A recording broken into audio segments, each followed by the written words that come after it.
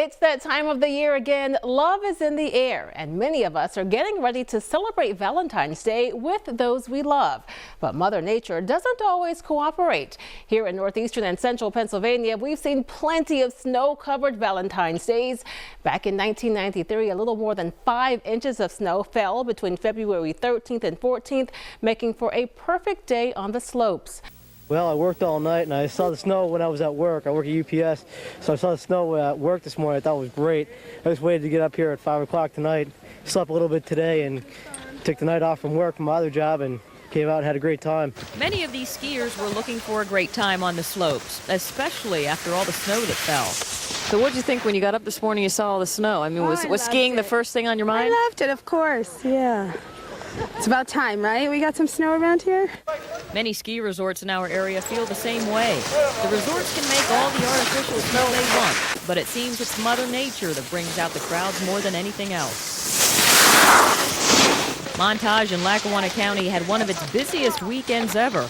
The snow over the weekend, along with the President's Day holiday, brought close to 15,000 people out to the slopes here. And more snow this week is just what Jason Parrott of Baltimore wanted to hear. When you guys down there find out that we have snow up here, what do you think of? It's time to go skiing. Did you start making plans right away? Yeah, I mean, if I got the spare money, spare time, I'm going skiing. One thing about getting a big snowstorm for the ski resorts is that it brings out a lot of first-time skiers. We caught up with some of them on the slopes. I love the snow. Not only skiing, that I'm just learning now, tobogganing, sledding, just snow. I like it. It's my first time. Don't know what I'm doing too well, but the lessons helped over there. This ski resort was also happy that the snow canceled school for so many kids. The students just hope they see more of the white stuff so they can do more of this before the season ends. We want more snow. More snow. Well, I'll talk to our meteorologist and see what we can do, okay? Okay. If you had to drive before dawn, this is what it looked like behind the wheel. A heavy snowfall blankets the roads, restricting traffic to a slow crawl. The driver of this ditched car received a rude awakening when he tried to pass a truck on Interstate 81. As I was going to pass him, I guess he decided to pull out, and I swerved to miss him. And as I was continuing down the road, I spun out of control into kind of a little embankment over there. By daylight, it was time for turnpike crews to reload the salt trucks. The storm would stretch their resources to the limit. Everything we've got, I think there's 12 or 13 trucks. They're all loaded and they're all on the road. Some didn't mind the extra strain Mother Nature put them under. It's beautiful.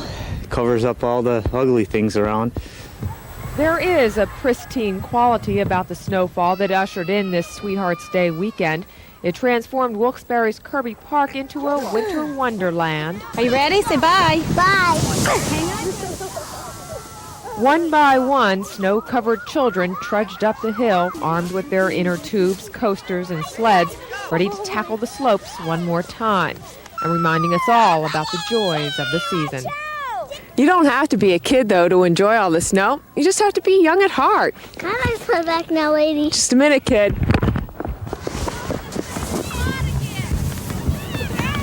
Barbara Barr, Newswatch 16, Luzerne County. PennDOT crews spent their 1993 Valentine's Day on the roads. Plow truck drivers worked around the clock to help make streets passable. The nearly whiteout conditions made for tricky conditions on interstates and highways across the Commonwealth. Others took advantage of the precipitation, using the opportunity to build some snowmen.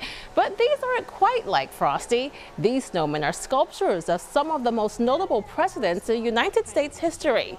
This homeowner showed off her artistic abilities thanks to the Valentine's Day snowfall. Our snowiest Valentine's Day was, of course, in 2007. A total of 15.5 inches of snow fell that day.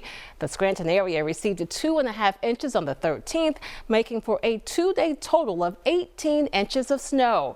That storm stranded thousands of drivers on highways for hours, including one of our Newswatch 16 crews who spent more than 15 hours on Interstate 81 that day. Call it a February freeze. A tough day to get going. A truck stuck in Plains Township. All in the midst of a Valentine's Day storm people in Luzerne County could describe with one word. Messy.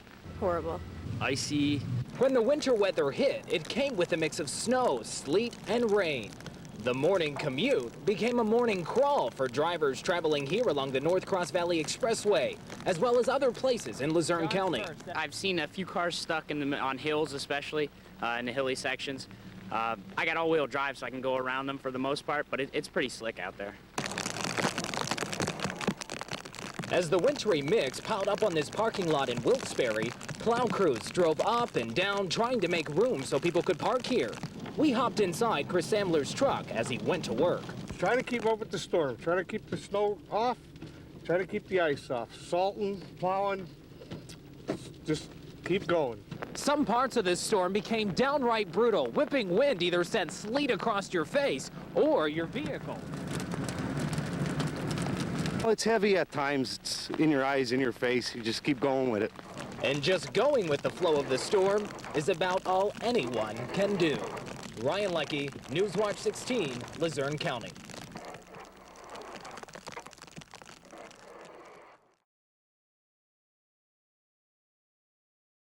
Traffic backed up on one of the major highways in and out of Jim Thorpe, Route 209.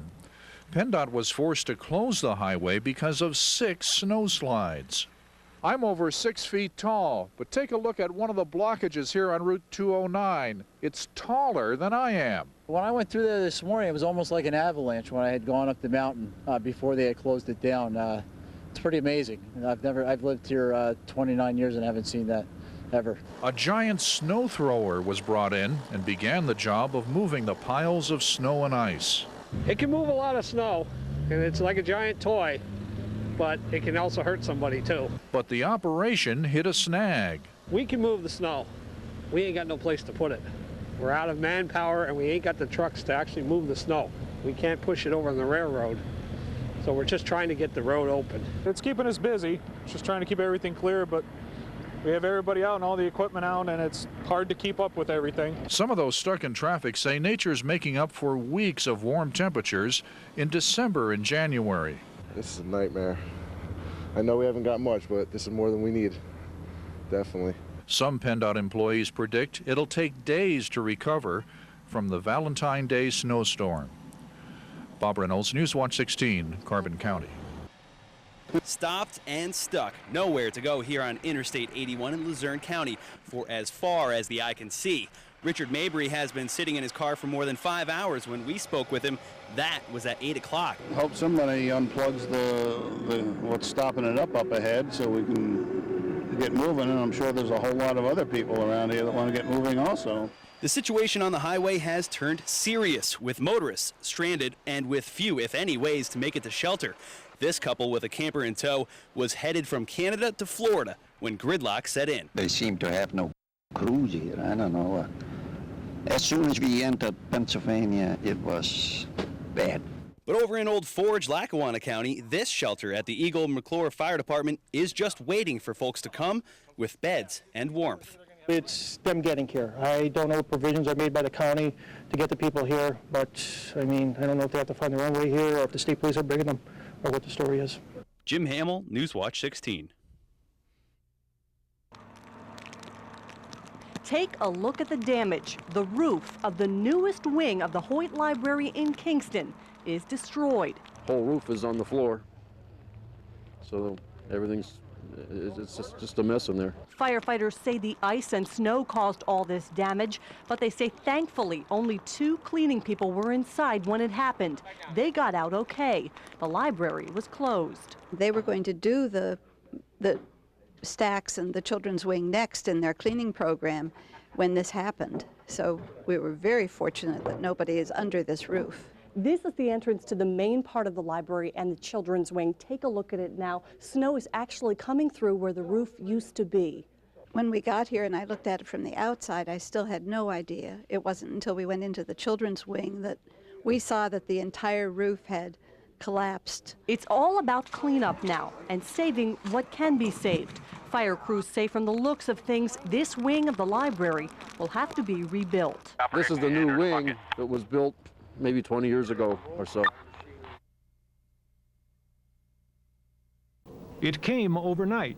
Well, most of it anyway. While we slept, the snow crept in on silent feet. Up back alleys, down main streets, the snow fell where it would and covered all that it touched. We awoke in the dim gray of a new morning to find a new world, to find a place the likes of which we haven't seen before, or at least for a while. Snow is, in a way, a major break in this winter, a change in a rather unremarkable season. Snow is something to be shoveled. It is something to be plowed. And snow is something to enjoy. It has covered everything in a blanket of white, and so it has concealed all the little irritations this otherwise bland winter has brought us. The snow has graciously covered up the impurities we've become accustomed to. It has left in its wake a thoroughly clean world, save for those places here and there where we've come along and managed to cut things up and make it not so nice again. Now, those of you who drive in it, shovel it, somehow handle it, will no doubt dispute the view. You will credit it instead to the musings of an old guy with nothing more to do than think lofty thoughts and put them on television.